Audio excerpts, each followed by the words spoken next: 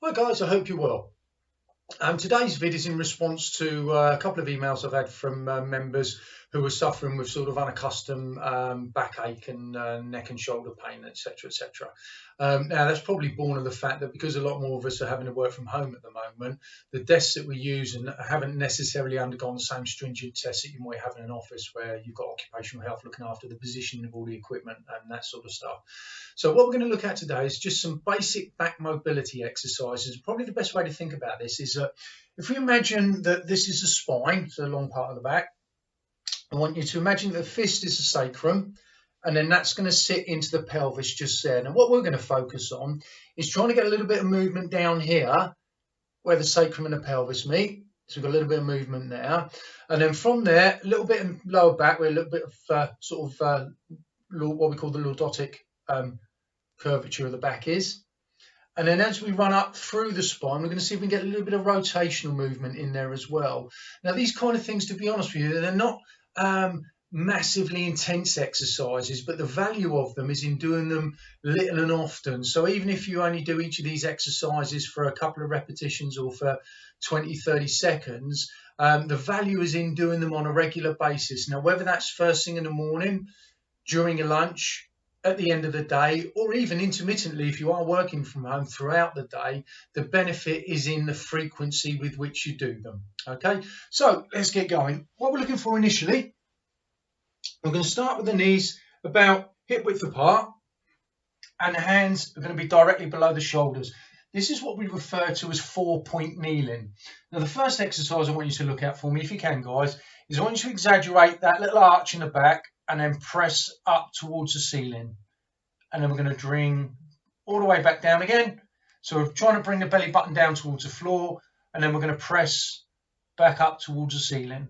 And then we're going to do that one more time, all the way down, and then all the way back up again.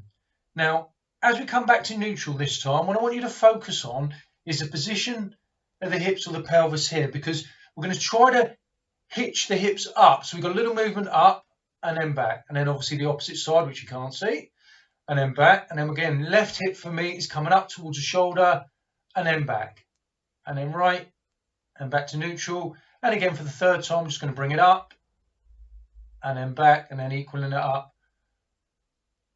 on the other side. So those two exercises are predominantly for the lower part of the back where the pelvis is met by the sacrum. So right down sort of into this area just here. Okay. Now what we're going to aim to do is just see if we can get a little bit more mobilization in the upper part of the back. So to do that, we're going to go on what I call a little searching mode, if you like. So the hands are going to go from being directly below the shoulders. I'm going to bring one hand in, so it's right under the middle of your body now.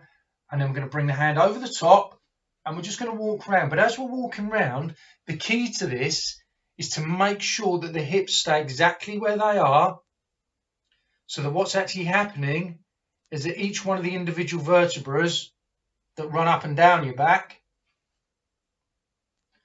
are beginning to move to the side to accommodate this movement. So we get a little bit of lateral flexion or sideways movement in the back. And we bring this back again. Just going to do one more each side so you can try and get an idea of how small these hand movements are, but how much movement it creates across the back through there. One more round to this side. Again, all the way around, pretty tight on the desk here that we're in. And then we're coming back to the 4-point kneeling position so that the hands are resting directly below the shoulders again. This next one, I want you to imagine that you've got a rod from the middle of your forehead down to the palm of your hand.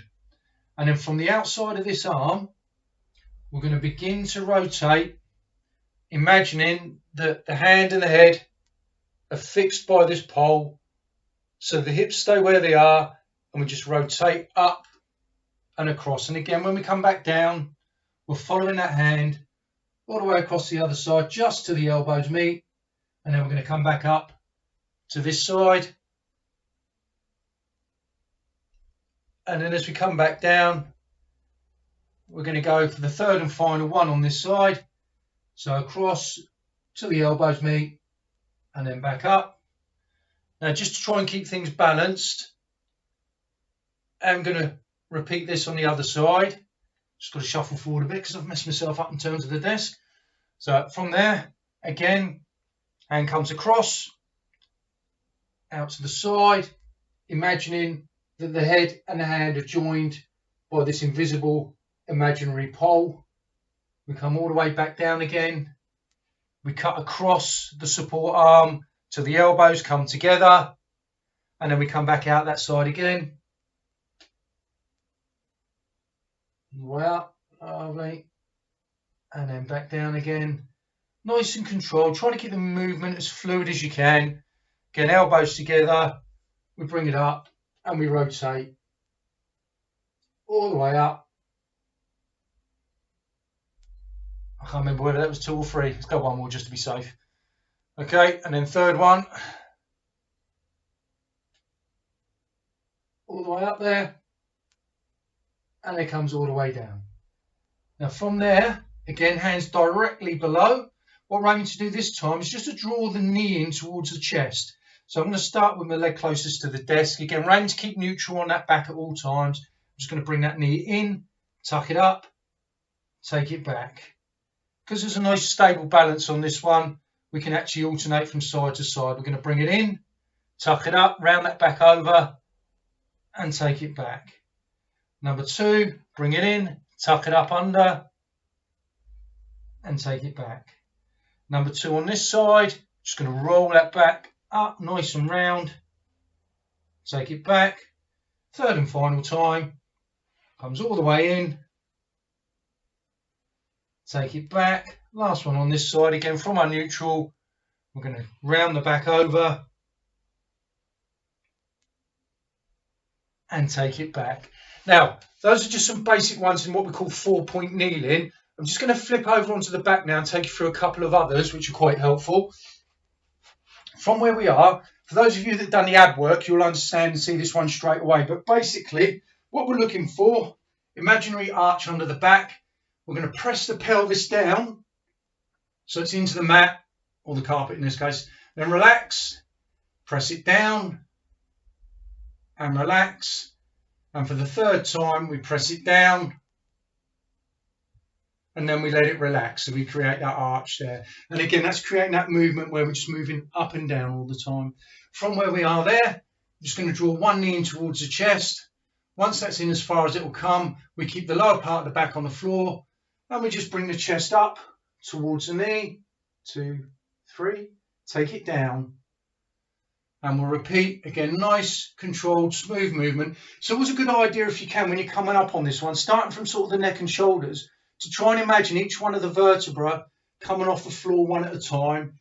And again, as you go back down, the reverse. The third and final one on this side, all the way up. And all the way down. And again, just to keep it even, tuck it under, draw the knee in as far as you can comfortably. Draw the chest up towards the knee, keep the pelvis down, round that back out, and all the way back down again. Number 2, squeeze it up, try to round that back, nice, controlled breathing throughout. Breathe it back, we'll bring it back even. Third and final one, up we come, all the way up. And then this time as we come down, we'll allow the foot to travel to the floor, and then from where we are, pelvis stays down, we're going to press into the floor, just allow the knees to drop over to one side. If you've got the space, and of course I've got the desk in the way, you can extend the arms to create a little bit more leverage on this, but if not, just nice and short. Bring it up to the middle, just going to check, make sure I don't land on the mouse. Yeah, that one.